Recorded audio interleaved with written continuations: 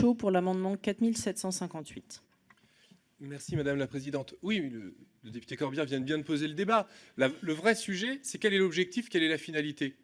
Est-ce que la finalité, c'est d'avoir un système qui garantisse le niveau de vie ou un système qui soit à l'équilibre? Parce que garantir le niveau de vie ne veut pas dire un système en déséquilibre. Par contre, un système à l'équilibre, avec comme seul objectif l'équilibre, là, pour le coup, le garantie du niveau de vie n'est absolument pas donné. Si on prend un exemple, prenons, allez, c'est le CSFM qui l'a mis dans son rapport. Prenons 2 généraux en fin de carrière.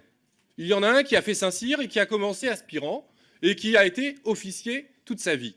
Et il y en a un autre, il est rentré officier du rang. Et il est devenu général en fin de carrière. Il y en a un qui a eu le mérite de s'élever, de profiter de cet escalier républicain qui fait l'ambition de l'armée. Et au final, les deux n'auront pas la même pension, les deux n'auront pas le même niveau de vie en retraite. Est-ce là vraiment une réforme juste? Merci. Dans le système dans lequel nous sommes rendus. Mais si vous souhaitez améliorer le système actuel, on partage un certain nombre de constats sur les manquements du système actuel. C'est notamment les carrières les plus difficiles, les plus heurtées, les plus fragiles.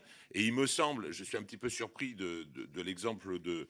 Enfin, ça me surprend de la part de M. Lachaud de parler des généraux. Je ne m'attendais pas à ce que l'exemple, mais il faut en tenir compte, mais l'exemple vienne de ce côté-là du bord politique, mais peu importe. Ce qui nous intéresse, nous, c'est la redistribution sur la partie de nos collègues les plus faibles. Et donc, le système qu'on met en place, effectivement, dans l'exemple que vous preniez, effectivement, ceux qui terminent assez haut dans leur carrière, alors qui partent de plus ou moins bas, mais vous faites des carrières très linéaires, très complètes. Vous êtes là, par exemple, dans votre exemple, vous êtes toute votre carrière dans l'armée et vous avez une carrière très ascendante. Ok, mais la réalité de nos concitoyens, c'est que des carrières ascendantes sans accident et qui montent à des niveaux aussi élevés, c'est pas le lieu quotidien des carrières de nos concitoyens. Et donc, nous souhaitons absolument assumer le fait que ce soit les carrières les plus difficiles, les plus autour du SMIC qu'il faut absolument revaloriser. La parole est à Monsieur Lachaud pour le 4912. Merci Madame la Présidente. Oui, Monsieur le rapporteur, je ne vois pas pourquoi notre groupe ne serait pas à même de défendre les droits à la retraite des généraux. J'aurais pu également prendre l'exemple des adjudants-chefs. Je vais le garder pour l'article 37 si nous y arrivons.